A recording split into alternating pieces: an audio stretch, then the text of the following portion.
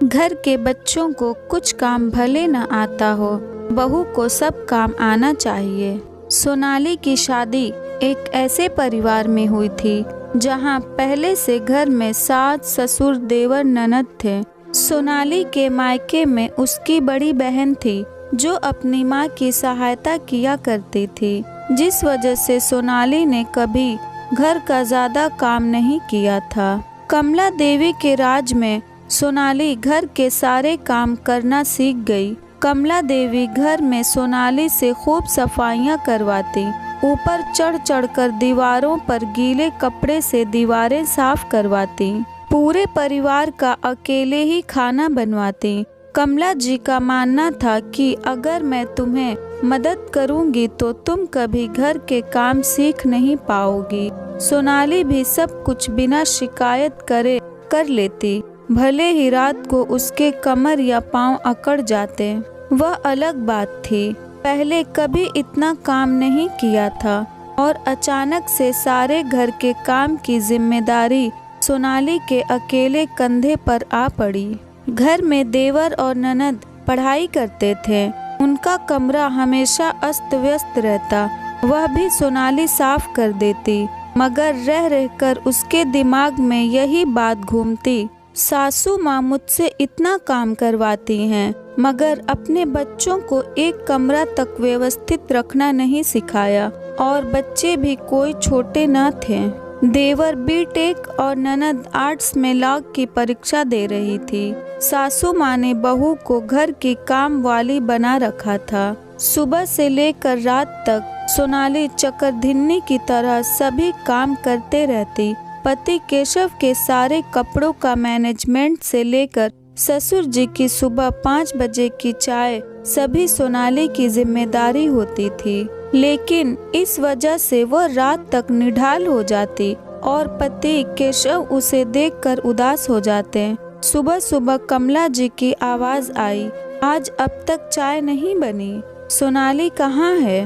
अब तक कमरे से नहीं आई, आज उठने में जरा देर क्या हो गई, सब उल्टा पुल्टा हो गया। सोनाली घड़ी देखते ही बड़बड़ाई और उठने को हो गई। वैसे ही कमर में जोरों से दर्द हुआ, दर्द असहनीय था। सोनाली कराह उठी। तुरंत पति केशव उसे डॉक्टर के पास ले गए। डॉक्टर ने थोड़े दिन का रेस्ट और कुछ एक्सरसाइज बताई और कहा कि तुम महिलाएं रोबोट नहीं हो, तुम्हारे शरीर को भी कुछ घंटे आराम चाहिए होता है। आपके घर में अगर सभी लोग अपना अपना काम खुद संभाल ले तो आपको अकेले के ऊपर काम का सारा बोझ नहीं रहेगा। सोनाली जितने दिन रेस्ट पर रही, सभी ने अपना अपना काम खुद किया। पति केशव खुद अपने कपड़े निकाल लेते हैं। सुबह की अपने लिए चाय ससुर जी खुद बना देते हैं। सास और ननद मिलकर खाना बना लेते हैं। देवर और ननद अपना स्टडी रूम खुद साफ करते हैं। सोनाली के बिना भी सारा काम मैनेज हो रहा था। सोनाली को लगभग 7 दिनों बाद आराम था, लेकिन उसके ठीक होते ही सारे के सारे लोग वापस अपनी पहले वाली दिनचर्या में आ गए। यह देखकर सोनाली चुप ना रही और बोली, मैं भी इंसान हूँ, रोबोट नहीं, मेरे भी 2 ही हाथ हैं। आप सभी लोग कम से कम अपना खुद का काम संभाल लें। बस मैं और कुछ नहीं चाहती, जिस वजह से मुझे भी थोड़ा आराम मिल सके। किसी ने सोनाली की बातों का जवाब नहीं दिया। उल्टा कमला जी बोली, हमारे घर की बहुएं इस तरह जुबान नहीं चलाती। तब सोनाली बोली, माँ जी, आपने तो आपके इतने बड़े बच्चों को अब तक कुछ नहीं सिखाया, मगर बहू को सारी शिक्षा अभी देनी है। मेरे पति केशव अब तक खुद से अपने कपड़े तक अलमारी से नहीं निकालते, वह भी मैं ही निकाल कर देती हूँ। सोमेन और कशिका अब तक अपना कमरा तक व्यवस्थित नहीं करते। पहले उनको अपनी जिम्मेदारियाँ समझाएं तो बेहतर होगा।